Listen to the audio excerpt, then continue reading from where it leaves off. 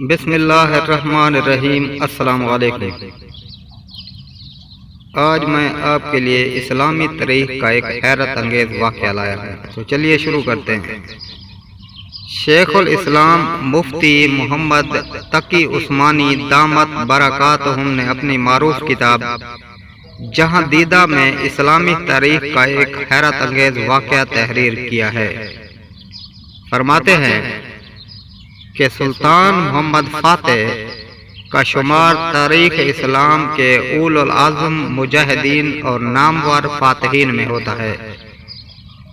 یہ مدبر حکمران خلافت عثمانیہ کا خلیفہ تھا۔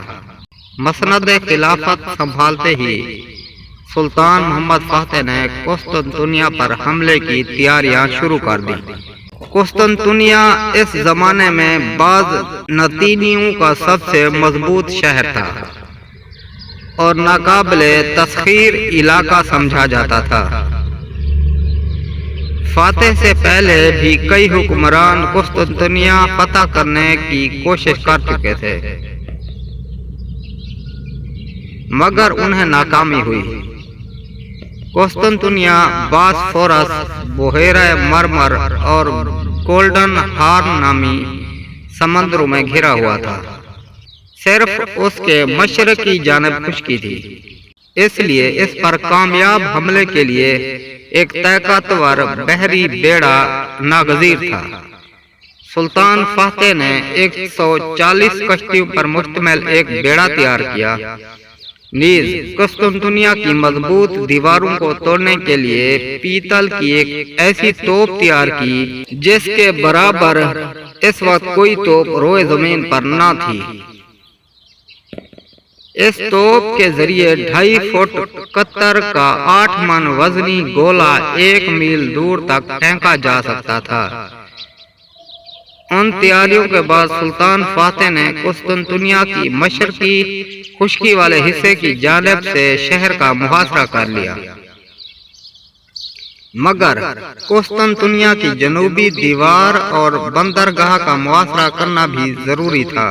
قسطنطنیہ کا محل وقوع کچھ ایسا تھا کہ یہاں کی بندرگاہ تک پہنچنے کے لیے گولڈن ہارن نامی سمندر سے گزرنا پڑتا تھا، لیکن اہل قسطنطنیہ اس سمندر کے راستے پر لوہے کی ایک ایسی زنجیر باندھ رکھی تھی کہ کوئی جہاز گولڈن ہارن میں داخل نہ ہو سکتا تھا۔ سلطان فاتح کی خواہش اور کوشش یہی تھی کہ کسی طرح اس کے کچھ جہاز آبنائے فاسفورس کے گولڈن ہارن میں داخل ہو جائیں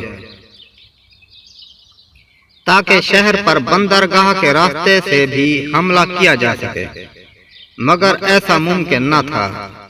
اہل قسطنطنیہ نے گولڈن ہارن کے دہانے پر آہنی زنجیریں باندھ رکھی تھی اور ان کی حفاظت و مدافعت کے لیے ان کے بحری جہاز اور توپیں بھی وہاں موجود تھیں۔ سلطان محمد فاتح نے اس صورتحال پر غور فکر کرنے کے بعد ایک ایسا فیصلہ کیا جو دنیا کی عسکری تاریخ کا سب سے منفرد و یادگار اور زندہ جاوید فیصلہ بن گیا۔ تدبیر یہ تھی کہ بحری جہازوں کو 10 میل خشکی پر چلا کر گولڈن ہارن تک پہنچایا جائے۔ یہ 10 میل علاقہ سخت ناہموار اور دشوار گزار راستوں پر مشتمل تھا، مگر سلطان کی عالی ہمت دیکھیں کہ اس نے یہ عجوبہ صرف ایک رات میں کر دکھایا۔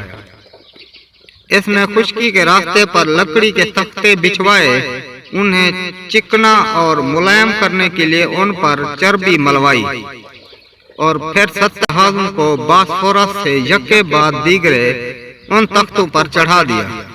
ہر کشتی میں 2 ملاح تھے۔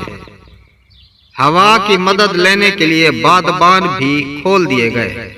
ان جہاز نما کشتیوں کو رات کے اندھیرے میں بیل اور آدمی تختوں پر کھینچ رہے تھے، اور بالآخر صبح سے پہلے یہ تمام جہاز نما کشتیاں چربی کے تختوں پر سفر کرتے گولڈن ہارن کے بالائی علاقوں تک پہنچ گئی۔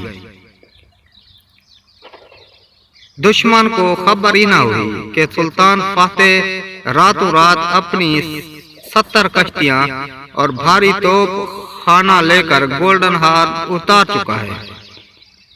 پھر سلطان فاتح نے قسطنطنیہ کی بندرگاہ کا محاصرہ کر کے ایک فیصلہ کن جنگ لڑی، جس میں بالآخر قسطنطنیہ فتح ہوا۔ سلطان محمد فاتح کا خشکی پر جہاز چلانے کا کارنامہ اتنا حیرت انگیز ہے کہ مغربی مورخ بھی حیران ہوتے ہیں۔ نامور تاریخ نگار ایڈورڈ گبن نے تو اس واقعے کو معجزہ قرار دیا ہے۔ الغرض یہ واقعہ مسلمانوں کی شاندار تاریخ کی جھلک دکھاتا ہے۔ جب کبھی ہم دریاؤں میں گھوڑے دوڑا دیتے تھے تو کبھی خشکیوں پر جہاز چلا دیتے تھے۔ یہ ایک تاریخی واقعہ آپ کو امید ہے پسند آیا ہوگا۔